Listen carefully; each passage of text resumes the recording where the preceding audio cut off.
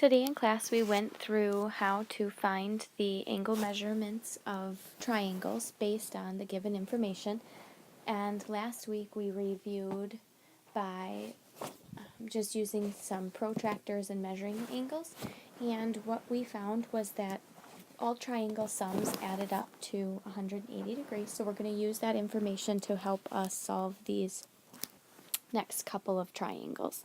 I'm going to start out with the first one, letter A. You'll notice that we have n, and 42 degrees, and that should come out to 180 degrees. So what we do is we combine our like terms. It gives us 2n plus 42 equaling 180. We'll subtract 42 from both sides, which leaves us with 2n equaling 138. If I divide by 2 on both sides, I get the measure of n, which ends up being 69 degrees. So we could label this 69, 69, and then we've got our 42, which adds up to 180 degrees. I'm going to erase this, and we'll go ahead and move on to triangle 2. For triangle 2, you're going to notice that we have x plus 10, and x plus 5 for our angle measurement. So I'm going to add all of those up, x plus 10 plus x plus 5, and that should equal 180 degrees. Combine our like terms. We have 1, 2, 3 x's plus we have 15 equaling 180 degrees. I'm going to subtract 15 from both sides. I get 3x equals 165. I'm going to divide both sides by 3, and x equals 55. So this first angle is going to be 55 degrees. The next one's going to be 55 plus 10, which is 65 degrees. And the next one's going to be 55 plus 5, which is 60 degrees. Moving on to triangle C, you'll notice that we have Q, 3Q, and Q. So two of the angles are going to be the same measurement, and the other one is going to be 3 times that amount. So we're going to go ahead and set up our problem. We have 3Q plus Q plus Q equaling 180. That gives us 5Q equaling 180. We divide both sides by 5. And we get Q equals 36, so both of these angles are going to be 36, and the 3Q is going to be 3 times 36, which gives us 108 degrees. Triangle D, we've got m plus 10, and 2m, so we're going to go ahead and set up our sum, m plus 2m plus m plus 10, equaling 180. That gives us 4m plus 10 equaling 180. Subtract 10 from both sides. We have 4m equaling 170. Divide both sides by 4, and we get m equals 42.5. So here we have 42.5. 2m is going to be 2 times 42.5, which ends up giving us 85 degrees, and 42.5 plus 10 is going to give us 52.5 degrees. Moving on to triangle E, you'll notice that we're able to figure out one measurement because they have a tiny square in the bottom corner, which means that that angle measurement is 90 degrees. So when we write our sum, we're going to have y plus y minus 30 plus 90 equaling 180 degrees. That gives us 2y, I kept it, changed it, flipped it, plus 60 equaling 180. We'll subtract 60 from both sides. We get 2y equaling 120, and y equals 60. So this one would be 60 degrees. This one would be 60 minus 30, which is 30 degrees. And we've got our 90 degree angle as well. Then we move on to the next triangle. Again, you're going to notice that we have another 90-degree angle. We're going to set up our sum, which is going to be 90 plus 2t plus t plus 10.5. Sorry, it's taking just a minute to get this erased. So 90 plus t plus 10.5 plus 2t equals 180, which gives us 100.5 plus 3t equaling 180.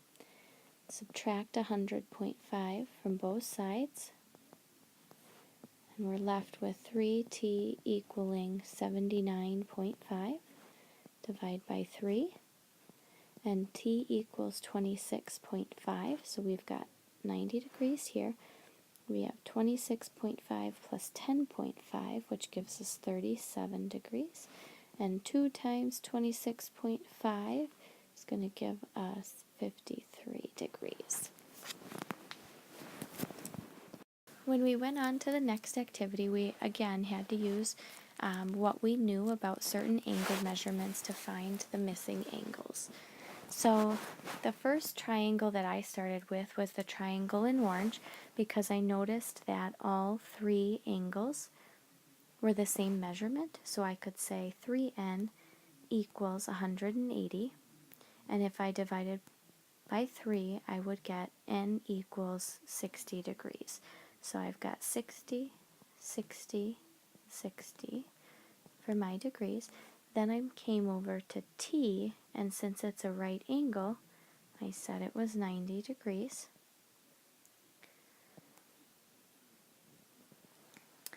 I also noticed I had another n over here. That was 60 degrees. And because this was a right angle, I knew that m plus 60 had to equal 90. So when I subtracted 60 from both sides, I got m equaling 30. And there's an m here. There's also an m over here. So now I'm going to utilize this triangle that I'm kind of highlighting over here to say 30 plus 2p equals 180. I'll subtract 30 from both sides, which gives me 2p equaling 150. Divide both sides by 2. 2 goes into 150, 75. So both of these are going to be 75 degrees. I know that P and S have to add up to a 90-degree angle. 75 plus 15 gives me 90, so S is going to be 15. Next, I realized that these three form a straight line when they're put together, so they have to add up to 180. So 75 plus 60 plus x has to equal 180. 75 plus 60 gives me 135. I've got to subtract 135 from both sides. So x is going to equal 45, so I can label this x, and I believe that might be the only other x. Over here, you'll notice I have t equaling 90, so over here, 90 plus 5 is going to give me 95. In this triangle over here, I have two of the angle measurements, so 95 plus 60 gives me 155. I'm going to do 180 minus 155 to give me 25, so W is going to be 25, and these two have to add up to 90, so 90 minus 25 gives me 65.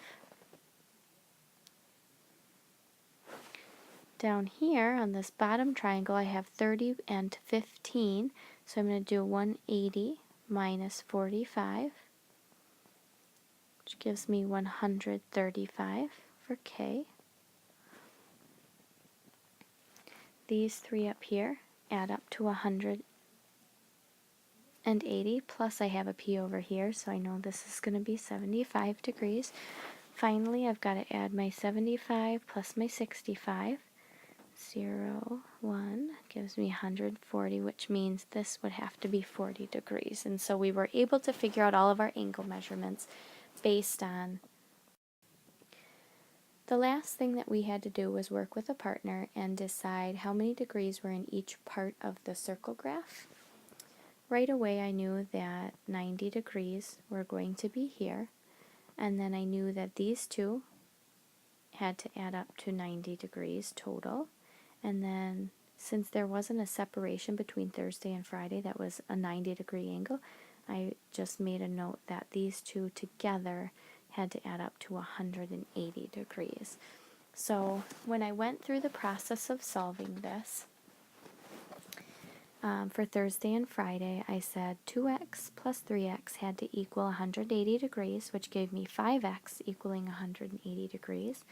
If I divided by 5, I got x equals 36 degrees. So 2 x's would give me 36 times 2, which would be 72 degrees. 3 x's for Thursday would end up giving me 108 degrees. 1x, that'd be 36 degrees. And then 3 halves x, so I'd have to do 3 halves times 36, which gives me 18 times 3, which gives me 54 degrees. To double check, 36 plus 54 does give me 90 degrees, so that I know I'm okay. And then, so we're done finding the degrees. Now we have to find what percent of people chose each day. So when we go through this, we want to make sure that we understand that there are 360 degrees in the circle. And so we want to take the degree measurement and divide by 360. So for Wednesday, I did 90 divided by 360, and I got 25%. For Tuesday, I did 54 divided by 360, and I got 15%. For Monday, I did 36 divided by 360, and I got 10%. For Friday, I did 72 degrees divided by 360, and I got 20%. And for Thursday, I did 108 divided by 360, and I got 30%. Just checking, you make sure they all add up to 100 degrees. 20 plus 10 is 30, 45, 50, 60, 70 plus 30 adds up to 100%. So then the last thing we needed to figure out was how many people chose each day. In the book it said there were 200 total people. So I found what was 25% of 200, and that gave me, for Wednesday, it gave me 50 people.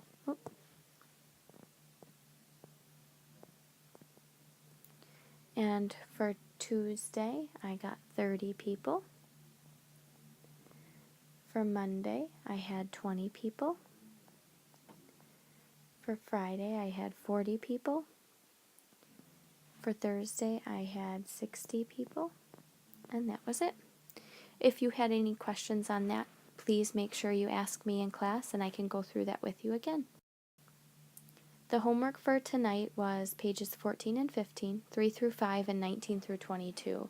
This is just more of a review, and this is to practice what we had done in class today.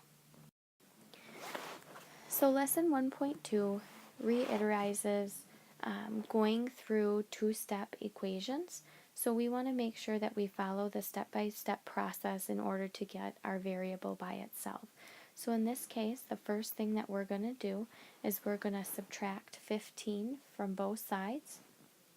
So we have 1.5x equaling, after we subtract 15 from both sides, equaling 9. Then we have to divide by 1.5 to get that x by itself. And we get x equals 6. for our final answer. If you wanted to check, you could do 1.5 times 6 and then add 15 to see if it works. 1.5 times 6 gives us 9, and 9 plus 15 gives us 24. So it does work out. On the next one, we want to combine our like terms first. So 8x minus 6x gives us 2x minus 25 equals negative 35. I'm going to add 25 to both sides to get that x isolated. So we have 2x equaling negative 10. We divide by 2 on both sides, and x equals negative 5. These next examples we want to remember to keep our variable by itself. So first I'm going to subtract 1 from both sides. I get negative 3z equals 6. We divide both sides by negative 3, and we get z equals negative 2. On number 2, we first have to add 9 to both sides. So we're doing negative 25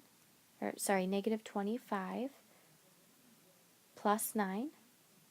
They're different signs, so we have to subtract. We are left with 1/2 x equaling negative 16.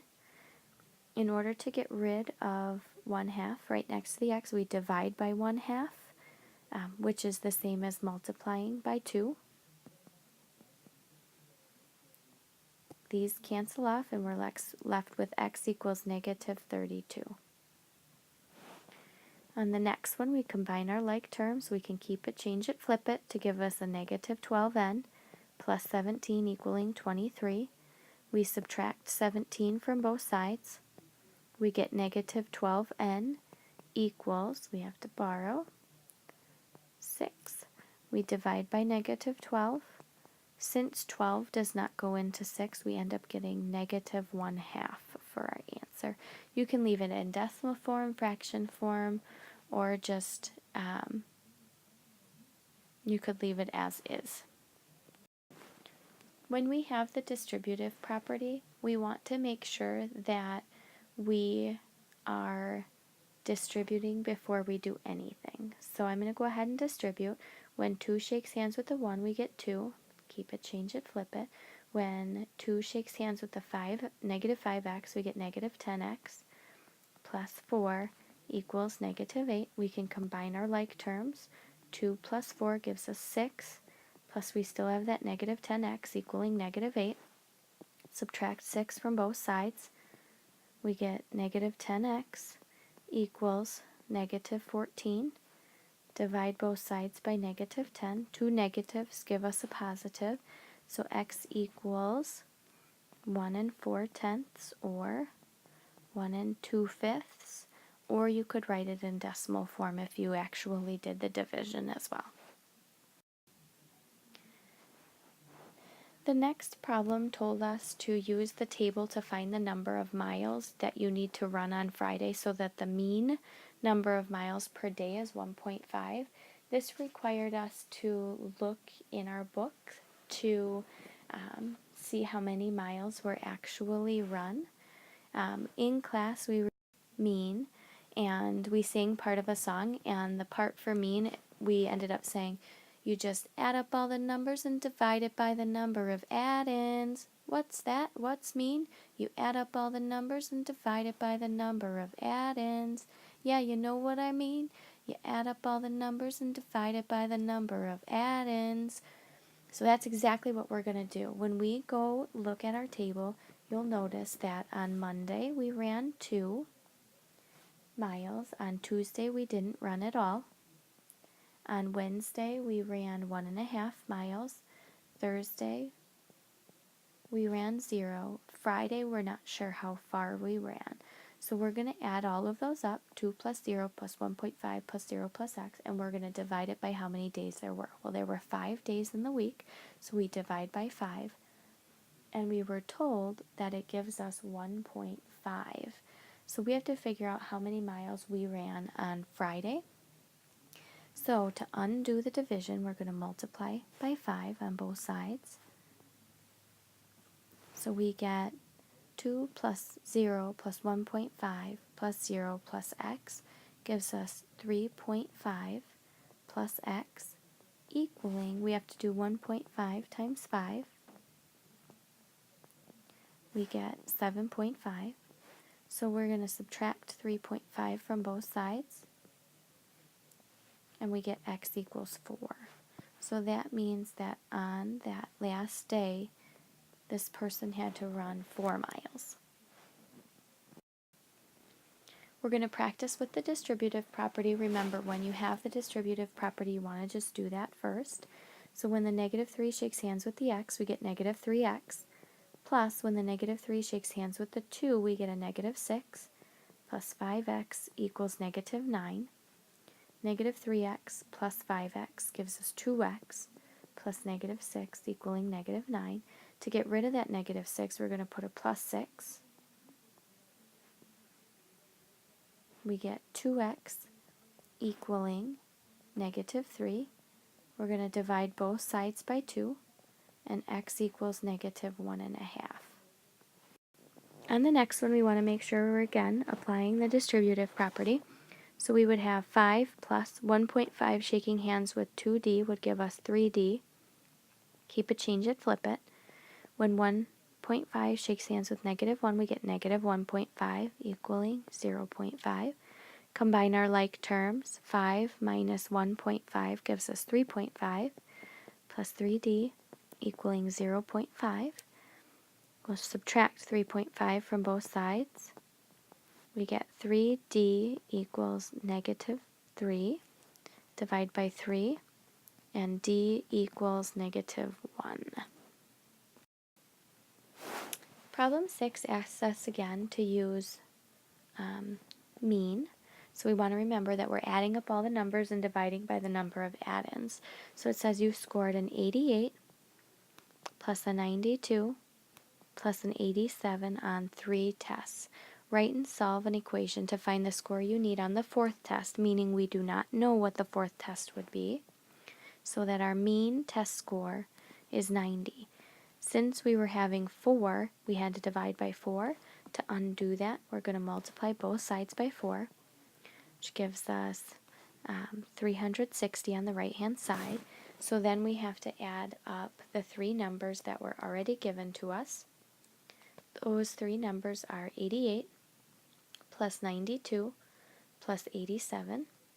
That gives us 267 plus x equaling 360.